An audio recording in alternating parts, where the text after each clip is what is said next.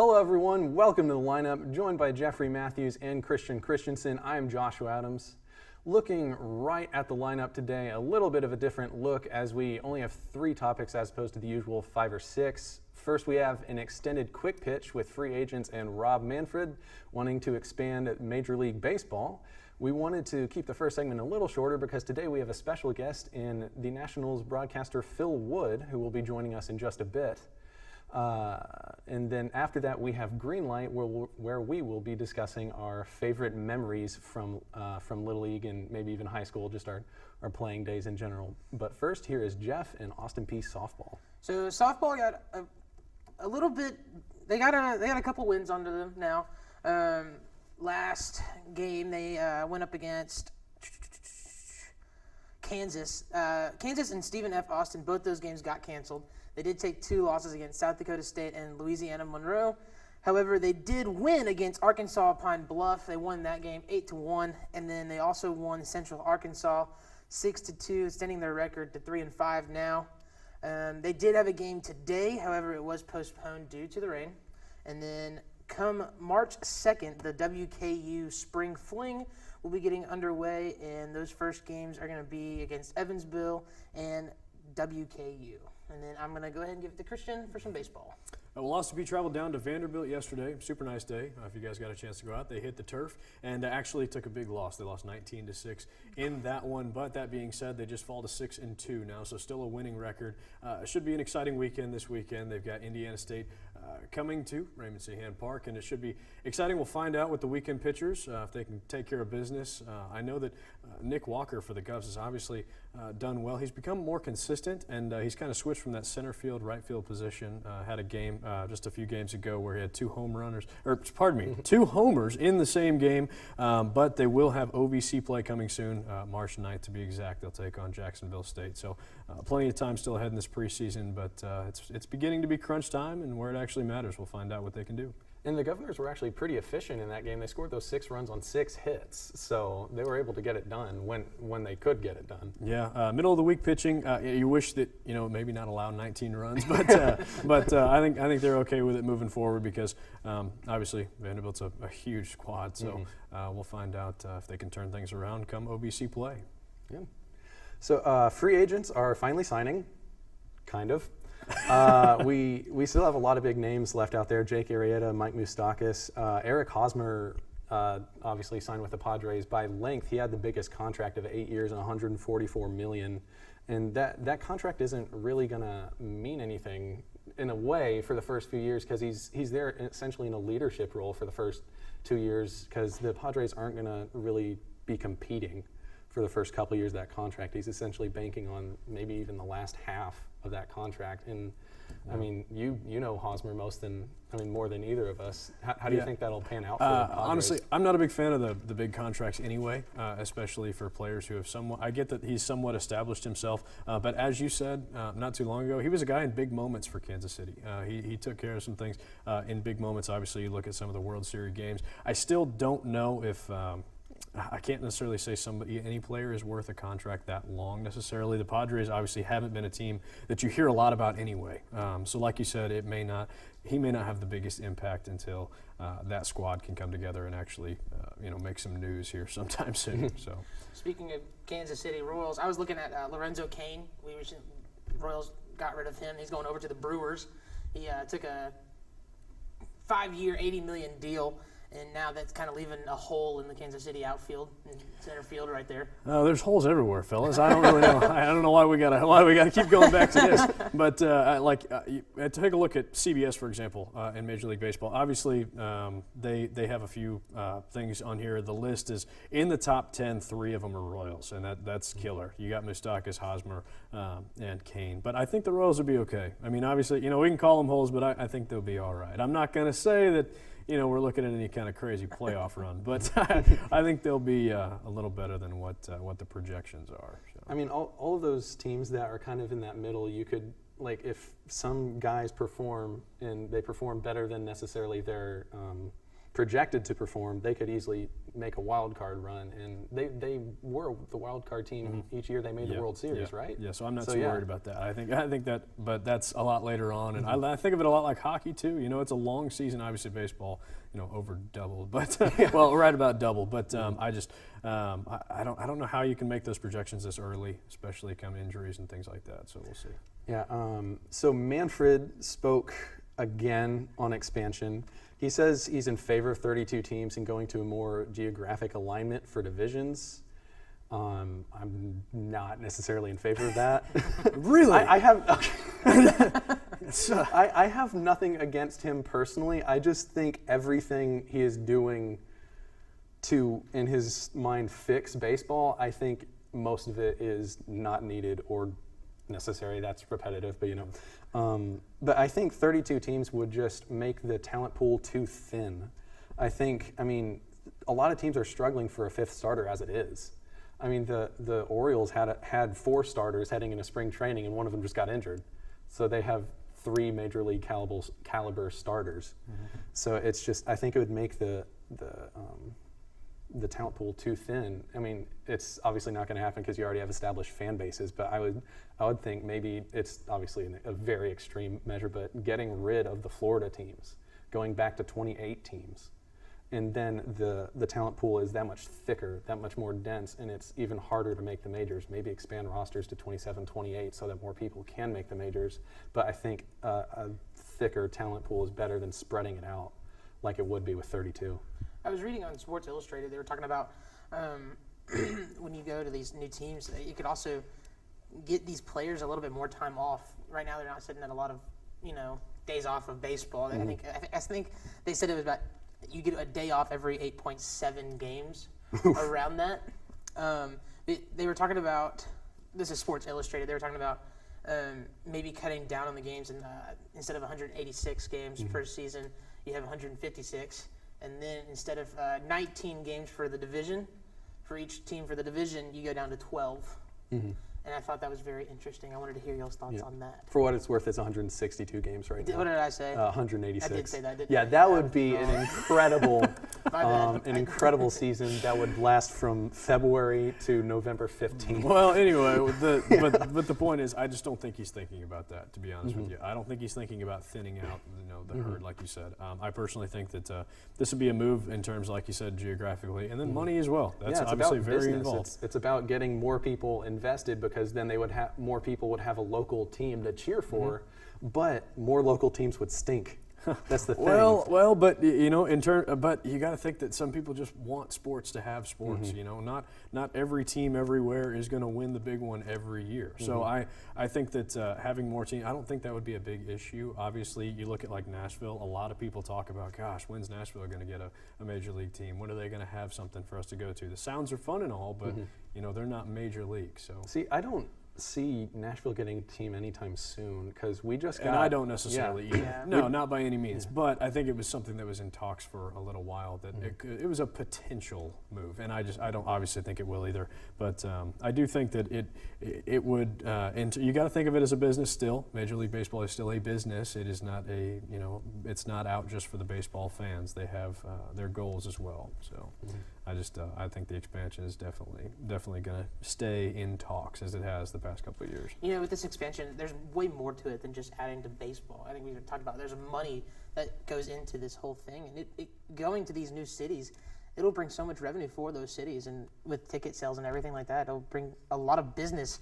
And I think there's a way bigger picture than just looking at it for baseball and like the geographical look at it. See, from the business side of things, people have talked about going to, what did you say, 156 games, which that's only cutting out 6 games, so it's, you know, big whoop. Yeah. But I mean, that's 6 more off days throughout the season, and I've seen owners and maybe some other people, like reporters, say that it would increase ticket prices. For having a 162 game season, ticket prices are kind of ridiculous for MLB games. I know you are seeing the completely upper echelon of talent of Major League of baseball. But, I mean, when it's on par with like a football game, when you take your whole family there, when there's 162 of baseball games and only 16 football games, there's something kind of wrong there. I mean, it's baseball. It's made for a family to go in there and enjoy it. And I just think when you make the tickets that expensive, it just drives the price range obviously higher and higher, and it just keeps the maybe the lower middle class out. And I just don't think that's good for baseball. I think one thing that I've seen is baseball ticket prices are kind of expensive at the beginning of the season because baseball's back and people want to go watch the games. Kind of in the middle of the season, you see ticket prices go down just a tad bit because it's the middle of the season. A lot of these games are not that important per se. And then towards the end, if a team's doing very well, they go pretty high. And that's a little rough. But in the middle of the season, people can go. Fellas, my Royals tickets back in the day were pretty cheap, so I don't know what you're talking about. About 7 or 8 years ago, you get in there for $15. Yeah, it's probably a little skewed because I'm a Cubs fan, and Wrigley Field is one of the premier places. Well, you guys had a lot of years, didn't you? Yeah. All right, so you are watching The Lineup. I interview Phil Wood after the break.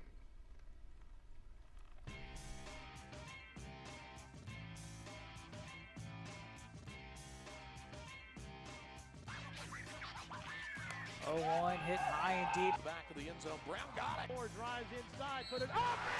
This one swung and missed it. Now Smith again. Block point tech. Nice turnaround by Johnson. Near post. Kick in. Any place, anytime. Find it here. The OBC Digital Network. How will you lead to a better future? Will you lead through life-changing innovations? Or will your leadership shine through the quality of your work? Success is defined by the individual. So it's time to think about the person you want to be and where you will learn to lead through excellence. It's time to become a governor at Austin Peay.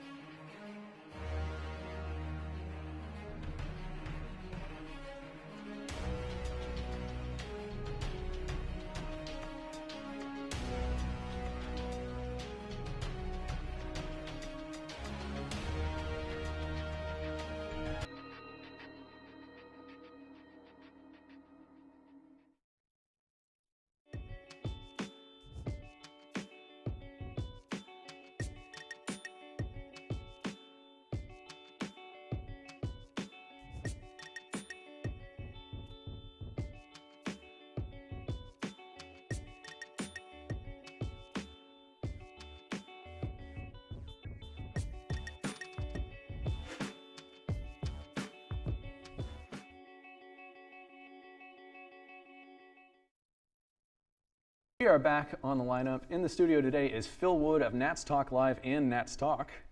Oh yeah, that's all the script says. Woo! Intro! Okay, so you've been a broadcaster for 30 years. 44 years. 44. Okay. 45 years. Now you've told me this story before. You didn't necessarily set out to be a broadcaster, That's correct. did you? It was a history class. Well, I didn't happen to broadcasting. Broadcasting happened to me.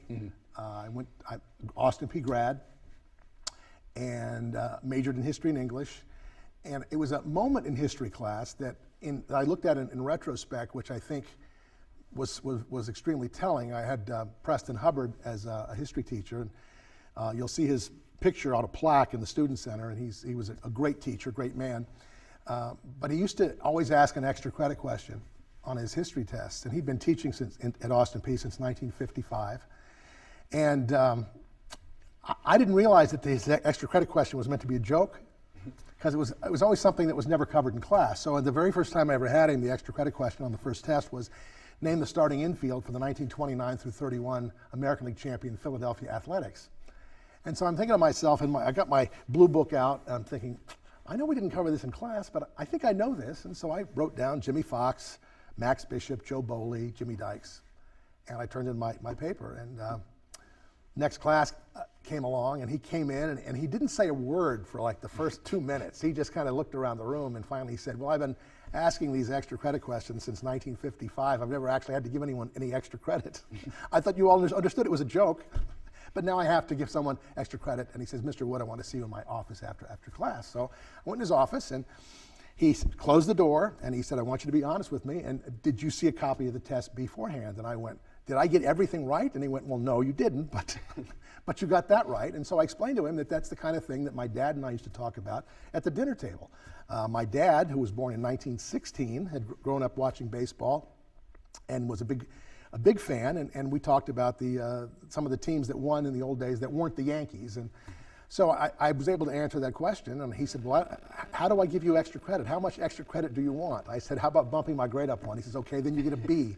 So I got a B on that test, but we became close friends after that, and we talked baseball a lot. But looking back, the fact that I had that little bit of knowledge somewhere stashed away was kind of a tell that there might be some value to that somewhere down the road, maybe not right in college, because those questions didn't come up again. So anyway, no, it was one of those things, and I got out of Austin Peay, and I got a job as a news writer at WTOP Radio in Washington, which is an all-news radio station. And there was a little thing called Watergate going on at the time, which was a great education. And I wrote news for almost 5 years, and then I went to another station in D.C. that was going to a news talk format, and they were going to have a sports talk show. And I was actually still writing news, and the regular host of the sports talk show was doing Capitals hockey on television. He was going to miss a Saturday show. So the news director came to me and says, look, you're going to have to host Jack's show on Saturday. So I went from never having been on the air at all to doing a 4-hour show in our nation's capital on a Saturday. And I figured, well, you'll do this, you'll never have another opportunity. It'll be something to tell people 20 years from now. But in all honesty, Josh, I haven't been off the air since. So it worked out, and I can easily say that my experience on campus here played a big role in the career that I've had in broadcasting, even though there was no communications department at all back then. So with your experience in broadcasting, what would you say one of the most important aspects is to focus on for a young person who might want to work in broadcasting or sports broadcasting in general? Well, you can't just know one sport. When we start class, at the very first class in sports announcing, I ask everybody in the class what their best sport is. Well, everybody's best sport seems to be football, and everybody's second best sport seems to be basketball, and then and everybody's worst sport is either baseball or hockey. And I explain to them that once you get a job, or if you're able to get a job in the real world, you can't pick and choose the sports you cover. If they say, Josh, go cover this soccer game, and you say, well, gee, I don't really like soccer, and they say, well, how about this cardboard box? You like this cardboard box? Put your stuff in there and leave, because that's how it works. You never say no. You never, when you get an assignment, even if you don't really know the sport, unless you're going literally from point A to point B in 15 minutes, that's a little tough. But if it's a Thursday and the game is on Saturday, well, suddenly you have 48 hours to study.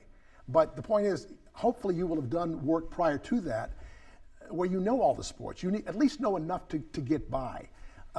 So the world is full of young men, particularly, who know who know football and basketball, but don't really know much about baseball.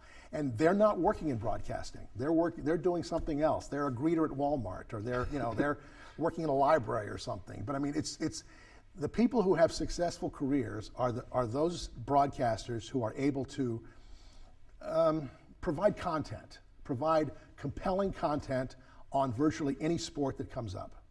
And it's a tough business, and it's a very competitive business, and simply being good looking isn't enough. Christian? Well, I was going to say, I have the classic face made for radio. And I was on the radio for a long time, and if you had told me in my 30s that I was going to be on television in my 50s and beyond, I would have said, that's not me. But that's what happened. And the reason that it happened was because I was able to provide some content that other people couldn't provide. So did you choose baseball, or did baseball more choose you Well, to my broadcast? dad chose baseball. My dad was a big baseball fan. He had played baseball in the Navy, and and loved the game and taught me the game at a very young age. But I mean, we would look at football games, and he could play basketball. He played basketball and football in high school. But baseball was always the sport because it was really the most difficult sport to master. If you're afraid to fail, you shouldn't be playing baseball because baseball is 70% failure. But that's what makes the sport so compelling. But when I first got into broadcasting, there was no team in Washington. There was a team in Baltimore, and I ended up getting to Baltimore probably 10 years into my career. And so I covered some Orioles baseball, and I worked in the Baltimore Colts football broadcast. I was at the station that was their flagship station. I did a weekly radio show with Art Donovan, who's a Hall of Fame lineman who used to be on David Letterman a lot. I did a radio show in Baltimore with Johnny Unitas, who basically was the National Football League in the late 1950s. And I did some Orioles baseball, and baseball was always my first sport. I was never good enough to play the game on more than a Little League or Babe Ruth League level, but I enjoyed playing the game, but I enjoyed watching the game. The matchup pitcher and hitter, it's just, there's something very compelling about watching a guy who throws the ball, 98 miles an hour, and that somebody squares it up and hits it 500 feet. Mm-hmm. In the amount of time you've been with the Nationals, you've been with them since they became the Nationals from the Expos. You've seen baseball change probably a good amount in just a short amount of time. How do you think that has affected the game, the changes that have happened? Do you think they've been good? Well, not really. I miss the complete game, but the complete game is a lost art. No one really cares about complete games. I don't like the fact that there's no stigma attached to striking out. Players these days strike out like they like it, and that bothers me. Just referencing some of the things you all talked about earlier, I think Rob Manfred is an empty suit. I think he's a guy who understands that you sometimes have to say what you think people want to hear rather than what you actually believe to be true. I don't think baseball's going to expand. I think 30 teams is more than enough. I think they need to take care of the stadium issues in Florida, certainly the weakness of the teams in Florida, and take care of what's going on with the Oakland A's. So you've got 3 teams that are struggling. Let's get those straightened out before we talk about adding any more teams. I mean, we're on the verge now, Josh, of having 6-man rotations. Now, you all mentioned expanding the roster. That's inevitable because you're going to have an extra arm or two in the bullpen. Suddenly, we're going to go from having 6-inning starters to having 5-inning starters who pitch every 6th day, and you're going to have a specialist pitching the 6th, 7th, 8th, and 9th. So that aspect of it bothers me. I do like the idea that they're cutting down on visits to the mound, which just got to be crazy. And the worst offender was the Chicago Cubs. Their catcher would run out between pitches. It was just crazy. But the game itself is what matters to me. And you explain to people that you can step in the box against Max Scherzer or Clayton Kershaw and square up their best pitch and hit an absolute rocket to the gap. And the center fielder runs over and he makes the catch and you're 0 for 1. The guy who's up behind you comes up, he swings at a pitch out of the strike zone, tops the ball, it goes 18 feet down the third baseline and stops. You're standing on first base. You're 1 for 1. You're batting 1,000. What's fair about that? But you see, that's the compelling thing about the game. That's what I love about it, is that it all evens out eventually, because it's just there's no way to describe it. I just love it. Yeah. It's just so great. So a big question for the last question: what does baseball mean to you? Well, baseball has been a wonderful way to make a living. I'll say that. I've got 2 daughters who are both big fans, and I think both of my daughters would be capable of hosting a show like this. They've been around the game all their life. My wife, I met, she was essentially a tour guide at the Babe Ruth birthplace in Baltimore, so she knows the game. So baseball has just been a major part of my life, at that and rock and roll music. Well, Phil, thank you for joining us. Sure. This has been great. I'm just getting started. All right, green light and our favorite memories of our baseball playing days coming up after this.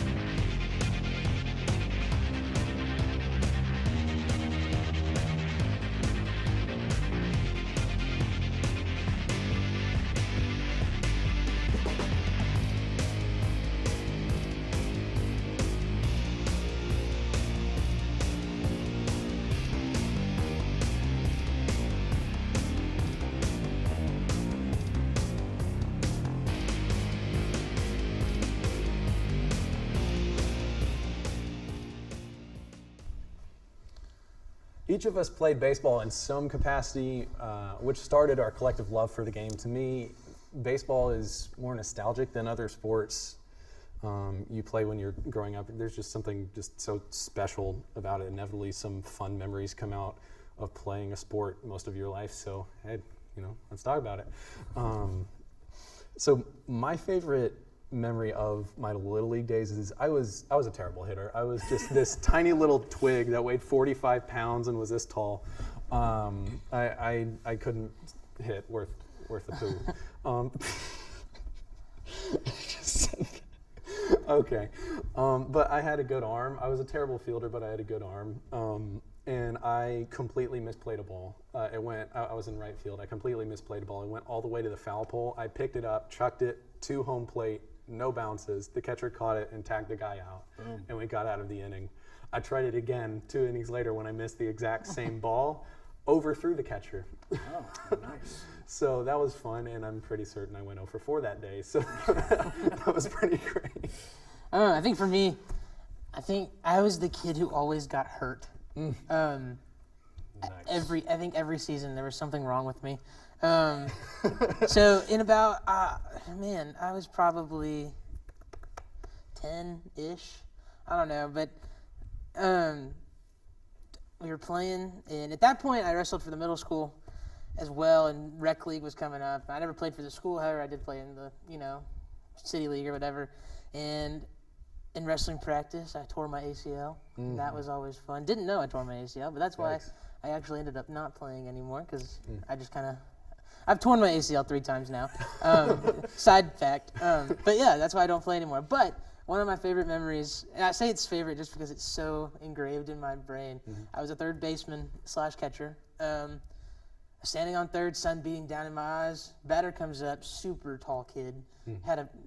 He could hit the ball beyond anywhere else, and drills it, comes straight at me, lands right in my eye. Nice. Oh my word! Nice.